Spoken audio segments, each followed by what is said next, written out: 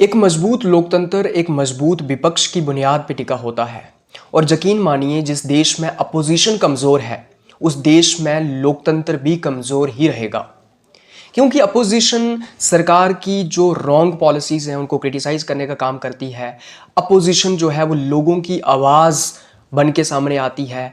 Opposition देश को एक नया अल्टरनेटिव विजन प्रोवाइड करने का काम करती है।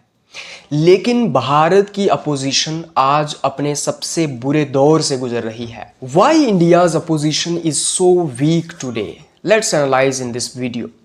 अब ऐसा नहीं है कि भारत के अंदर अपोजिशन पहले से ही कमज़ोर हुआ करती थी। इवन कि अगर मैं इंदिरा गांधी के टाइम की भी बात करूं तो इंदिरा गांधी की जो लीडरशिप इमेज थी उस टाइम की, इंदिरा गांधी को उस वक्त आयरन लेडी कहा जाता था।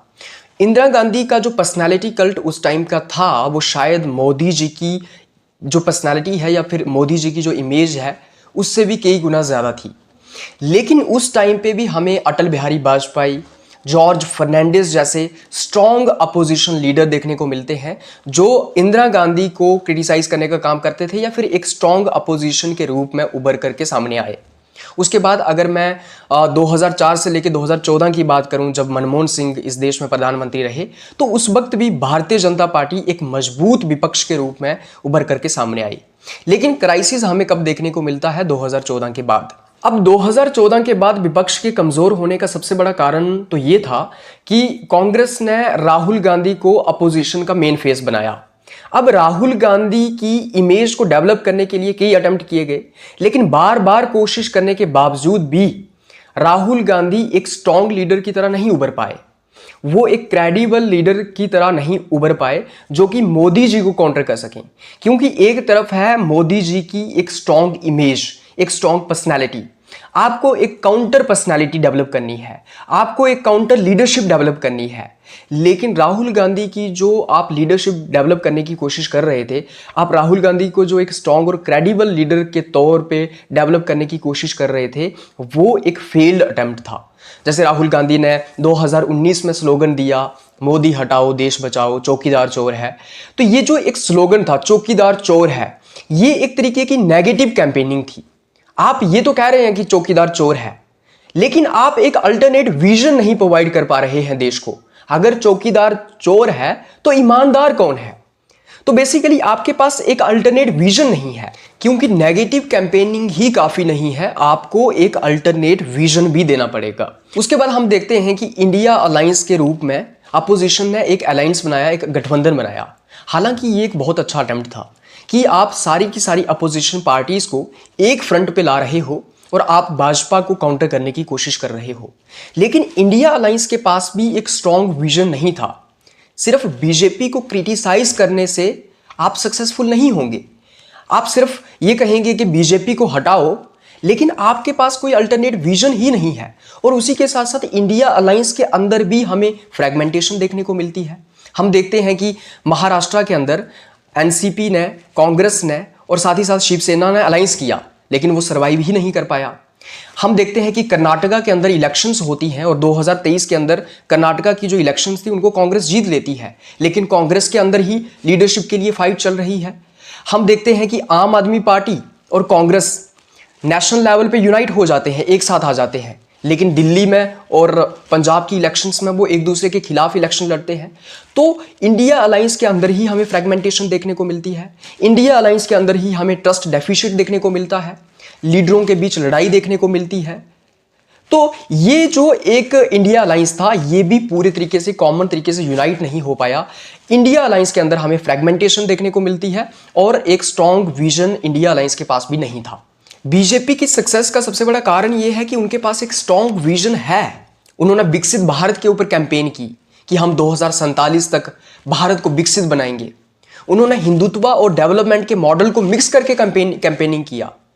उन्होंने राष्ट्रवाद के ऊपर कैंपेनिंग की। तो उनके पास एक स्ट्रॉन्ग विजन है। उन्होंने मेक इन इंडिया के ऊपर कैंपेनिंग की। उन्होंने उज्ज्वला योजना, पीएम किसान योजना, इन सब पॉलिसीज के ऊपर कैंपेनिंग की। तो उनके पास एक स्ट्रॉन्ग विजन था। वहीं दूसरी ओर अपोजिशन के पास क्या है? मोदी हटाओ देश बचाओ। अब मोदी को हटा तो देंगे, लेकिन लाएंगे किसको? तो आपके पास अल्टरनेट विजन नहीं है।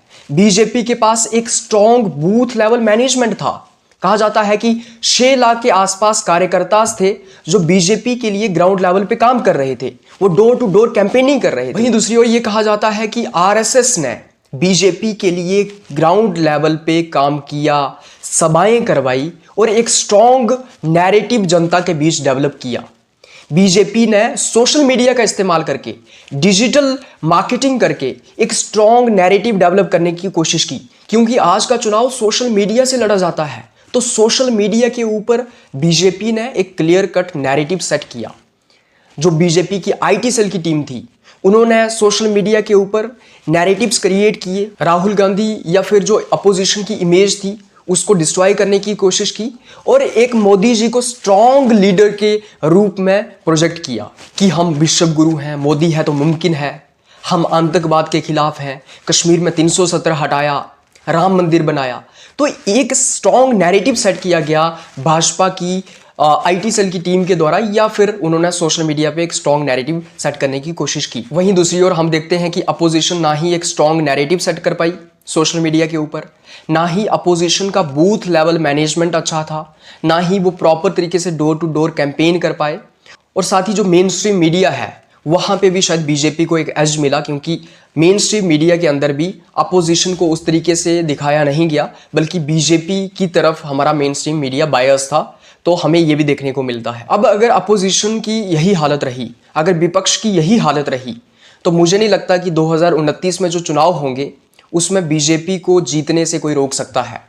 अपोजिशन को कुछ चीज़ों के ऊपर काम करना होगा, जैसे कि उनके पास एक स्ट्रॉन्ग और क्लियर लीडरशिप होनी चाहिए, उनके पास स्ट्रॉन्ग और क्रेडिबल लीडरशिप होनी चाहिए, उनके पास एक क्लियर विजन होना चाहिए, उनके पास एक अल्टरनेट नैरेटिव होना चाहिए, उनके पास एक अल्टरनेट विजन होना चाहिए, और उनके पास एक यूनिटी होनी चाहिए। क्योंकि अगर वो इस तरीके से ही बटे रहे, अगर इंडिया अलायंस के अंदर इस तरीके से ही फ्रेगमेंटेशन रही, तो मुझे नहीं लगता है कि इंडिया अलायंस एक मजबूत अपोजिशन अलायंस के रूप में उभर करके सामने आ सकता है। और अपोजिशन को ग्राउंड लेवल पे अपने आप को मजबूत करना होगा, अपना जो बूथ लेवल पे मैनेजमेंट है उसको स्ट्रॉन्ग करना होगा, और जो सोशल मीडिया है, जो डिजिटल कैंपेनिंग है, उसको भी स्ट्रॉन्ग करना होगा, उसको भी मजबूत करना होगा। तभी अपोजिशन एक स्ट्रॉन्ग तरीके से उभर करके सामने आ सकती है। Otherwise it will not be so difficult for BJP to win the elections of 2029।